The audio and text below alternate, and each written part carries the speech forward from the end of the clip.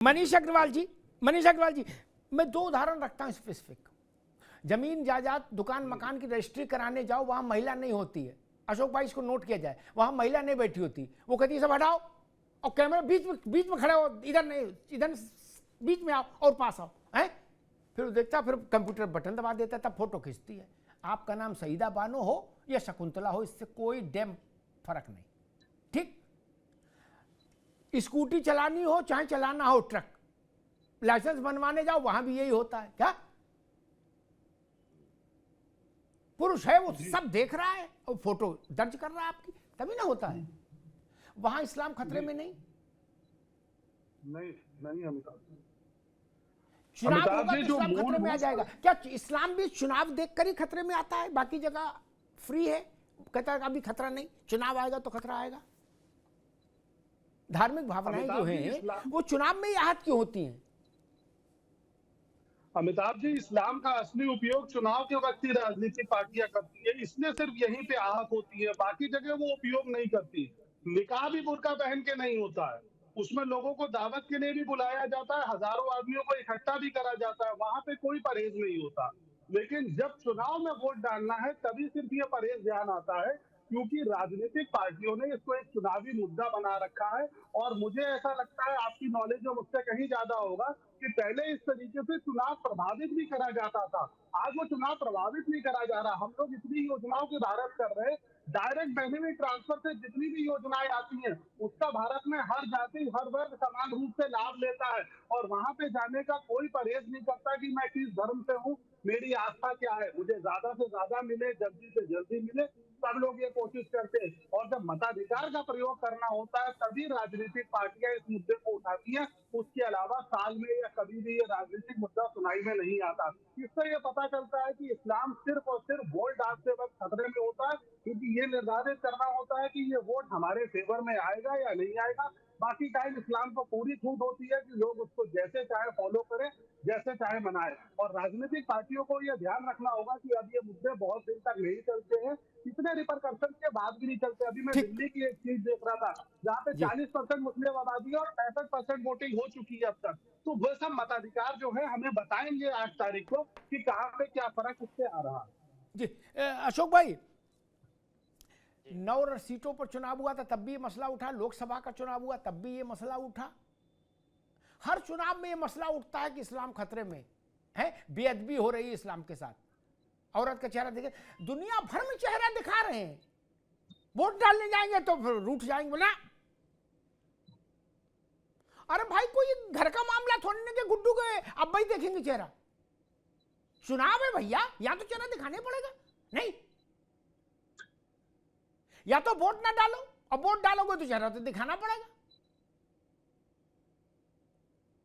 अब ऐसा तो हो नहीं सकता कि काजी लाके बैठाएंगे, काजी साहब देख के वेरीफाई कर देंगे, या अलग से आड़ बनाओ। वोट डालने के लिए आड़ बनी है, चेहरा दिखाने के लिए तो आड़ नहीं बनी। आप भी जानते हो, हम भी जानते हैं। नहीं, वोट के लिए पर्दा है, चेहरे के लिए पर्दा कानून ने नहीं रखा। अशोक भाई। अमिताभ जी, आपने कई बार कहा कि चुनाव में इस्लाम खतरे में बताया जाता है, लेकिन हमने या जनता में ये परसेप्शन है कि चुनाव में कभी भी यह बात नहीं फैलाई जाती है कि इस्लाम खतरे में, बल्कि कुछ जो सनातन और हिंदुत्व के व्यापार करने वाले संगठन हैं, पार्टियां हैं, वो इस बात को जरूर प्रचारित और प्रसारित करती हैं कि हिंदुत्व खतरे में है, हिंदुत्व खतरे में है। तो जो व्यापारी लोग हैं सनातन के और हिंदुत्व के, ये जब सत्ता में आते हैं तो क्या खतरे में हो जाता है? आरक्षण खतरे में हो जाता है, नौकरियां खतरे में हो जाती हैं, शिक्षा महंगी हो जाती है वो खतरे में हो जाती है, किसानों का भविष्य खतरे में हो जाते हैं। तो ये टाइम टाइम पे चीजें खतरे में आती हैं। इतना दिन तक मुगल सैकड़ों साल तक हमारा देश मुसलमान शासकों के अधीन रहा, लेकिन तब हिंदू तो खतरे में नहीं आया। चुनाव से ठीक पहले बटोगे कटोगे, कहीं ऐसे व्यापारी लोग आते हैं और व्यापार करने हिंदुत्व के सनातन के, वो प्रचारित करना शुरू कर देते हैं। तो लेकिन जनता भी जान गई है कि चुनाव में जो हिंदुत्व खतरे में बताया जाता है, ये सिर्फ पीडीए के लोगों को ठगने के लिए, छात्रों को ठगने के लिए, किसानों को ठगने के लिए, कुछ खतरे में नहीं होता, इनकी सत्ता खतरे में होती है। दूसरी बात, हमारे ओपी सिंह जी ने कहा कि 2022 के चुनाव में, सॉरी 2024 के लोकसभा चुनाव में तो ये इतनी सीट जीत गए, तब नहीं प्रशासन पे आरोप लगाए। अरे आप भी पत्रकार रहे हैं ओपी सिंह जी, और आप बड़े पत्रकार रहे हैं, लेकिन आप बताइए कि उपचुनाव और जनरल चुनाव में क्या डिफरेंस होता है? ये तो मुझे लगता है कि आपको बताने की जरूरत नहीं मुझे कि उपचुनाव और जनरल चुनाव में क्या अंतर होता है। तो अब इसमें जब आपको ये अंतर पता है कि उपचुनाव और आम चुनाव में क्या अंतर होता है, तो फिर आपका ये सवाल निष्प्रभावी हो जाता है कि जो उस चुनाव में तो आपने इतनी सीटें जीत गए, इस चुनाव में आप कर रहे हैं कि ये बात है। और तीसरी बात करके मैं अपनी बात खत्म करूंगा। आपने कहा कि मोदी जी का प्रोग्राम तो प्रस्तावित था, तो मैं ये पूछना चाहता हूं कि हमेशा, मैं 11वीं बार बता रहा हूं, आप गूगल कर लीजिएगा या कहीं सर्च कर लीजिएगा, 11वीं बार ऐसा मोदी जी का प्रोग्राम प्रस्तावित हुआ है जो चुनाव के दिन उन्होंने तीर्थाटन किया है। चुनाव के दिन कहीं चुनाव हो रहा तो उसके बगल वाले कॉन्स्टिट्यूंसी में चले जाएंगे, ध्यान लगा लेंगे।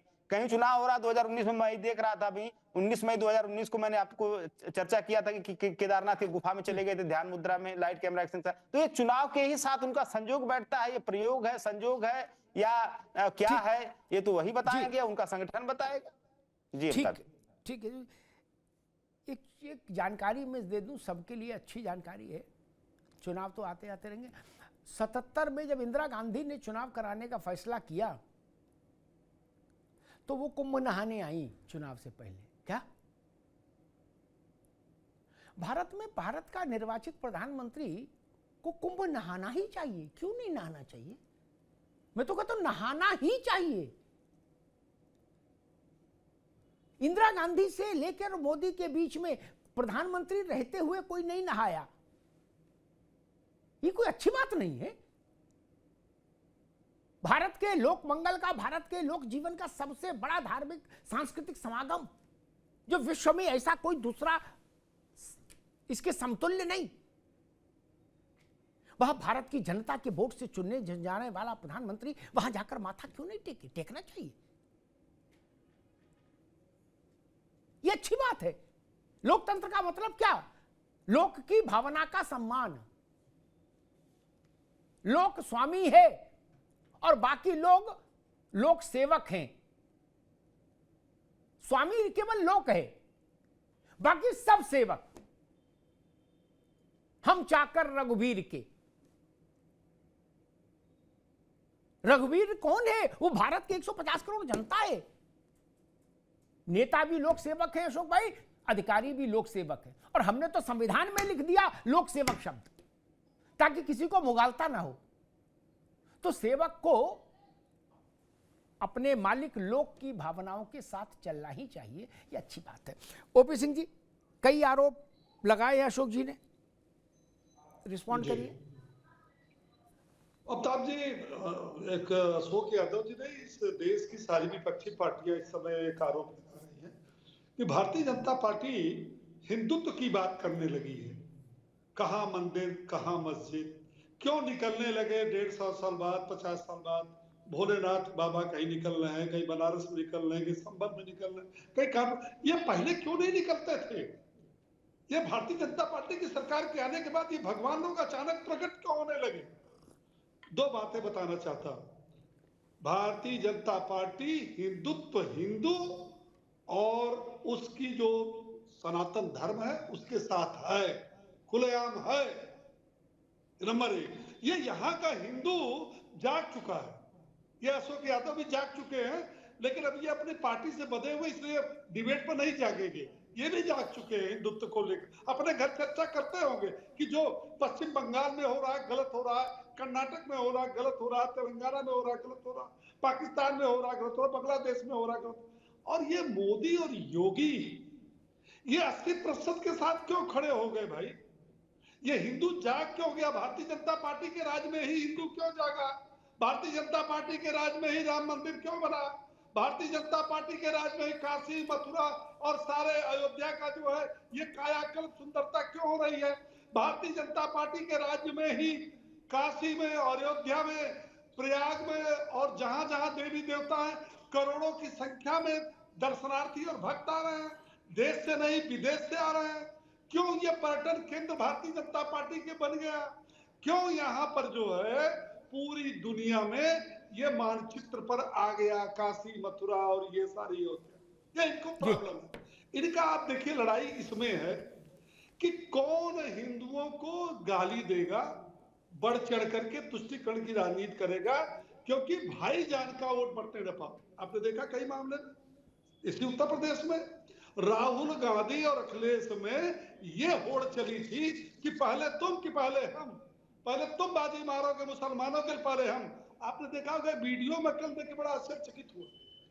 एक घटना घटी, घटना किसी के साथ, किसी सरकार में, अवधेश प्रसाद जी रो रहे थे, बोले कि एक दलित बेटी के साथ ऐसा हो।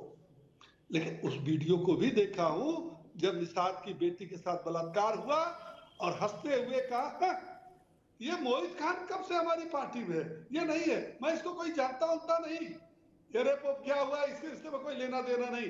तब तक अखिलेश जी ने कहा इसका डीएनए टेस्ट होना चाहिए। तरह तरह की बातों का नहीं चलेगा और जनता इसको समझ चुकी। दूसरी बात, आज जो समाजवादी पार्टी सरकार सवाल खड़ा कर रही है, इनकी 4 बार उत्तर प्रदेश में सरकार थी, तो ये सब तो होता नहीं रहा होगा।